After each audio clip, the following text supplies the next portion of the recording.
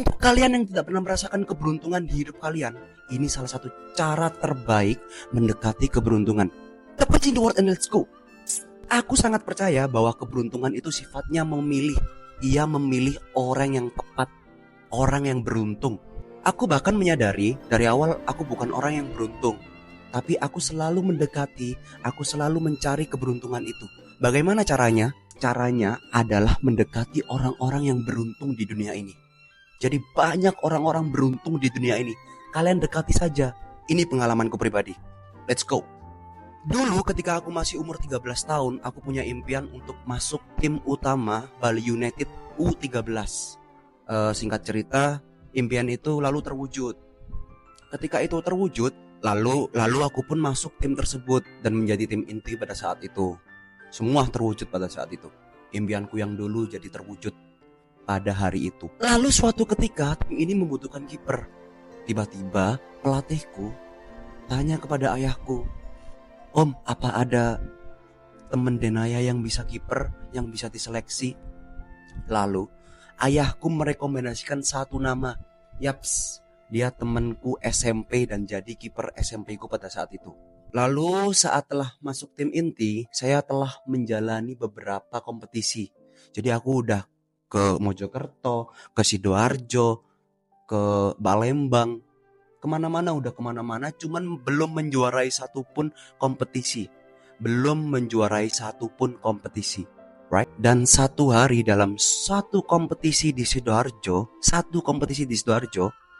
temanku yang diajak ayahku ini, kiper ini, tiba-tiba menjadi tim inti, langsung ditaruh tim inti, cuman seleksi satu kali, langsung berkompetisi dan menjadi tim inti. Bayangin, kurang seberuntung apa temanku itu? Kurang seberuntung apa anak itu? Sangat beruntung sekali bukan? Dibanding aku sendiri yang harus melewati beberapa tahap seleksi. 3 kali aku seleksi, 1 kali ditolak, 2 kali diterima tapi belum menjadi tim inti. 3 kali aku baru lolos tim inti. Dan di tim inti pun aku masih cadangan. Aku harus melewati tahap-tahap cadangan, terus lalu masuk ke tim inti, terus harus menunjukkan skill dulu dalam setiap latihan. Tapi anak ini dibanding dengan anak ini yang baru kemarin sore masuk tim ini, tiba-tiba boom, langsung masuk tim inti. Bayangin, imagine that, how lucky this man, right? Dan kalian tahu di kompetisi tersebut kalian tahu, itu adalah kompetisi pertamaku yang bisa aku juarai ketika aku sudah menjadi tim inti. Bayangin, apakah itu efek dari orang yang beruntung ini? Apakah itu efek dari temanku yang sangat beruntung ini? Aku tidak pernah tahu. Cuman menurutku setiap orang memiliki vibrasi, setiap orang memiliki keberuntungannya masing-masing. Mungkin saja ketika dia datang, tim ini lebih beruntung, lebih seberuntung itu sebelum ketika orang itu belum datang ke tim ini, gitu. Jadi aku juga nggak tahu kenapa tim ini bisa juara ketika dia datang, dan itu juara pertama kali yang dia rasakan, juara pertama kali temanku rasakan ketika berkompetisi di sepak bola. Bayangin, seberuntung apa anak itu. Lalu dari kompetisi satu tersebut yang kita bisa menjuarai satu itu, and still counting, juara itu lalu berterusan. Kita juara terus, sampai di titik kita pernah juara 1 Jawa Timur. Imagine that. I love this friends. Dengerin ini. Dan sampai hari ini, teman SMP ku itu yang dulu menjadi kiper, walaupun dia tidak menjadi pemain sepak bola yang profesional, tapi dia masih seberuntung dahulu. Bayangin, dia masih memiliki keberuntungan itu. Jadi ada di suatu ketika aku meminta saran kepada dia, dan dia memberikan saran itu kepadaku. Aku anggap hal itu, ia sedang memberikan keberuntungannya, sedikit keberuntungannya kepadaku. Karena aku benar-benar mendengarkan saran dia, apapun, sekecil apapun.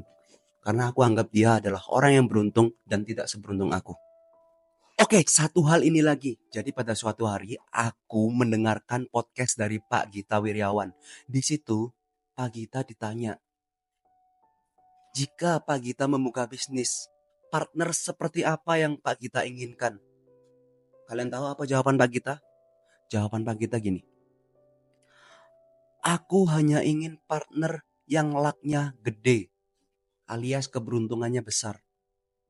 Oke, aku akan memberi satu ciri-ciri dari orang yang biasanya punya luck gede, punya keberuntungan yang besar. Ciri-ciri dari orang yang seberuntung itu adalah, ciri-ciri dari orang yang seberuntung itu, yaitu dia tidak pernah mempermainkan cinta. Biasanya dia yang dipermainkan oleh cinta, gitu loh. Jadi ketika dia ada di suatu hubungan, ketika dia mencintai seseorang, dia akan mengkultuskan orang tersebut. Dia akan mencintai mati-matian orang tersebut. Walaupun di kemudian hari dia disakiti, walaupun di kemudian hari dia dihianati, tapi dia tetap mencintai dan didasari oleh cinta yang murni. Jadi orang yang beruntung adalah orang yang apa?